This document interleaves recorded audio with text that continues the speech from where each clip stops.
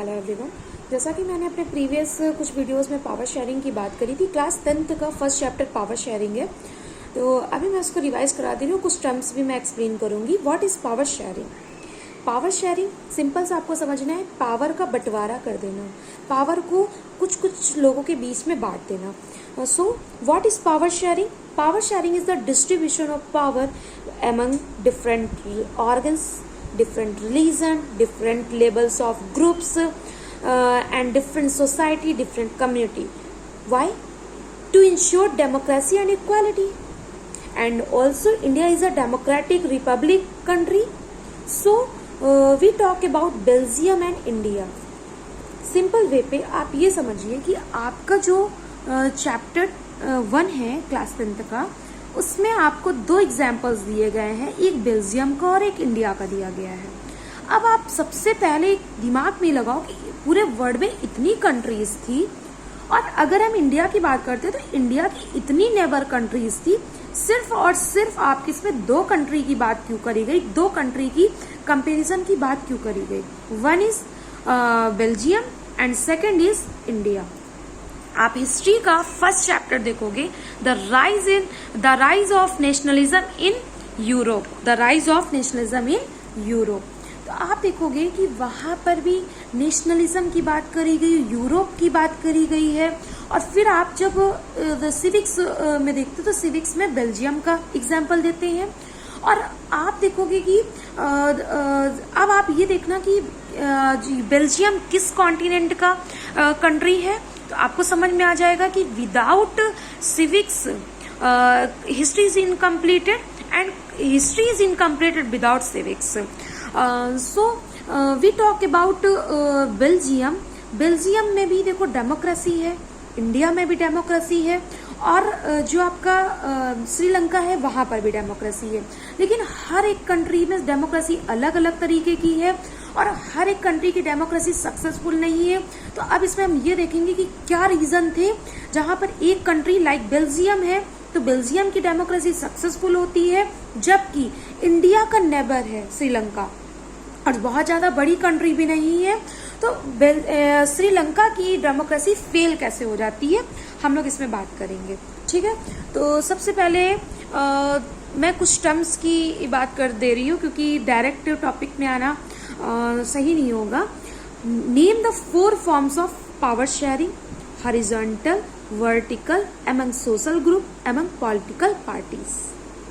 अब आपको 2 टर्म तो समझ पे आ रहे होंगे कि एमंग सोशल ग्रुप्स में आपको समझ में आ रहा है कि रिलीजन्स भी, caste like religion, community, caste, state and भाषा के आधार पर जो चीजें बनती हैं, तो इस टाइप से आपका क्या रहेगा, among social groups. And among political parties, ये तो आप दिन भर देखते ही रहते हो कि हर स्टेट में इतनी सारी पार्टीज हैं, हर जगह राजनीति ही हो रही है। इट्स मीन आपको 2 टर्म्स तो इजिली समझ में आ जाएंगे, but you are confuse between horizontal and vertical. Very simple. What is vertical? देखिए, अभी मैंने एक और वीडियो अपलोड किया है जहां पर मैंने आपसे बात करी है organs of government, 3 organs of governments in I talk about in the context in India's context: legislature, executive and judiciary. When we talk about horizontal distribution of power, then I talk about legislature, executive and judiciary. Okay, now we come in vertical distribution. When we talk about vertical distribution like central government, state government and local government, अब आपको बिल्कुल से समझ में आ रहा होगा कि हम किसकी बात कर रहे हैं, इंडिया की बात कर रहे हैं।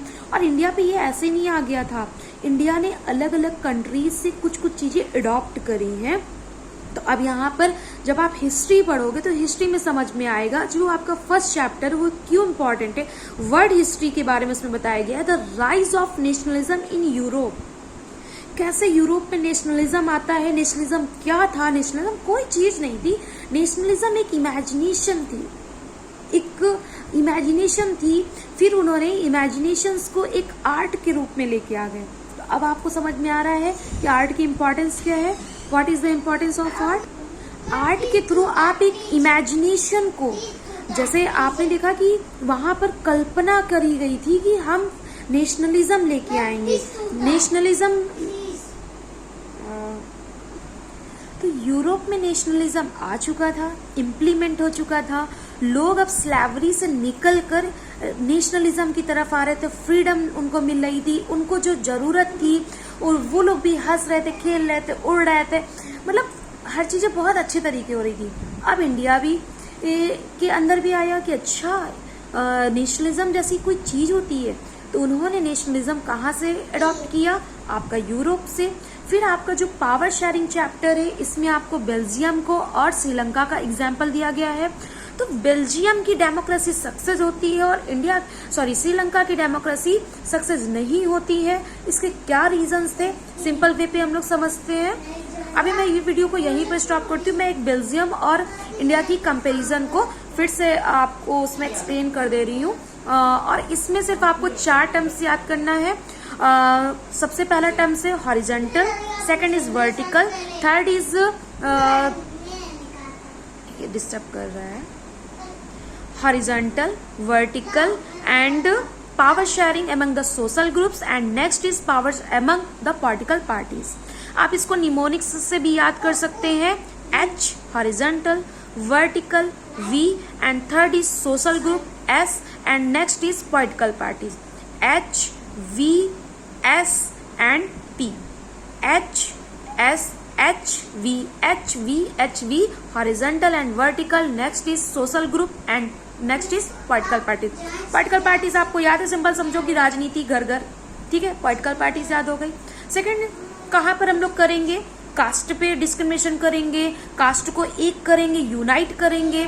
Second, religion, caste, communities and languages के आधार पर हम लोग करेंगे।